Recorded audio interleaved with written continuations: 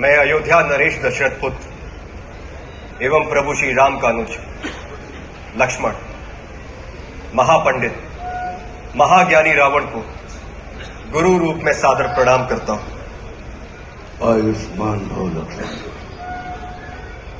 कहो, अपने जीवन की इस अंतिम लीला में मैं तुम्हारे किस हित की पूर्ति कर सकता हूं? हे महामना, नीति, धर्म, राजनीति एवं समस्त वेद शास्त्रों के ज्ञाता, आप अपने ज्ञान और अनुभवों की दीक्षा से लक्ष्मण के जीवन का मार्ग प्रशस्त करने की कृपा करें। मैं देख रहा हूं लक्ष्मण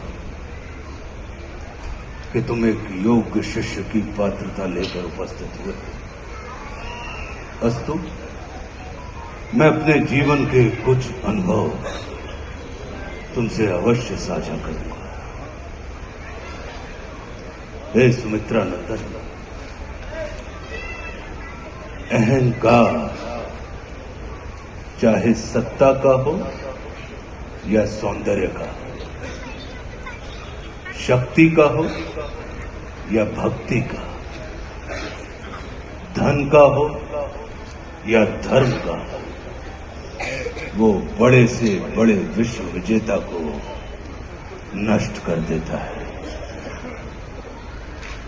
इसका प्रत्यक्ष उदाहरण ये त्रिलोक विजेता, विद्या विशारद, महापंडित रावण है।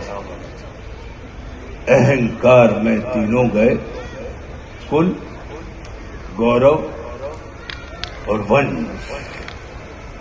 ना मानो तो देख लो इस रावण का अंत।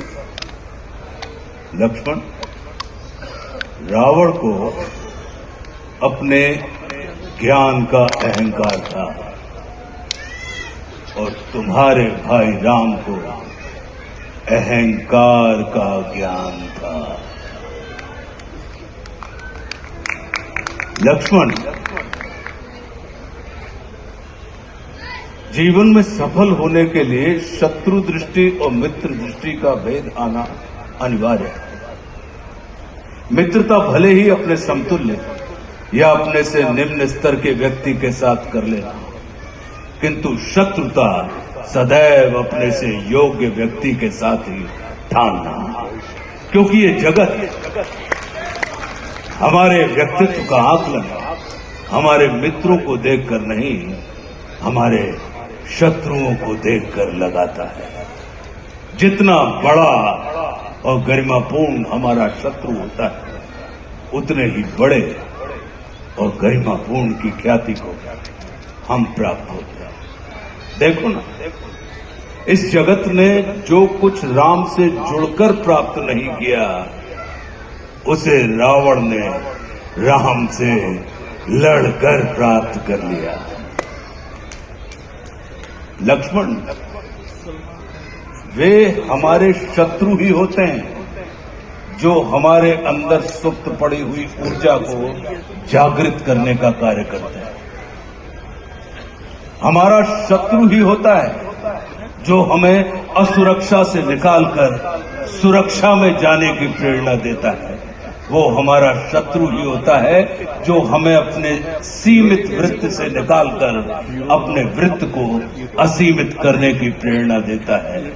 इसलिए शत्रु तिरस्कार का नहीं, नमस्कार का पात्र होता है। कभी अपने शत्रु को नमस्कार करके देखना, वो तुम्हारा परिष्कार कर देगा। लक्ष्मण, जैसे शरीर को संचालित करने वाला मस्तिष्क आकार में शरीर से बड़ा नहीं होता, गज को संचालित करने वाला अंकुश आकार में गज से बड़ा नहीं होता, वैसे ही व्यवस्था को संचालित करने वाले व्यवस्थापक को कभी भी व्यवस्था से बड़ा नहीं होना चाहिए। ये सारा नीति ज्ञान तुम्हारे भाई श्री राम तुम्हें स्वयं दे सकते थे, किंतु उन्होंने तुम्हें मेरे पास भेजा। जानते हो क्यों? लक्ष्मण, मेरी संस्कृति असुर की है, लेकिन मैं प्रकृति से एक तपस्वी हूं, साधक। और किसी भी व्यक्ति को अपने अंतिम समय में अपनी संस्कृति के अनुसार नहीं, अपनी प्रकृति के अनुकूल कर्म करने चाहिए, तब उसे मृत्यु नहीं, मुक्ति प्राप्त होती है। और राम रावण को मारना नहीं, तारना चाहते हैं। तभी तो उन्होंने मेरे अंतिम समय में मेरी प्रकृति के अनुकूल उपदेशात्मक कर्म करवाकर मेरी मुक्ति के मार्ग को प्रशस्त कर दिया।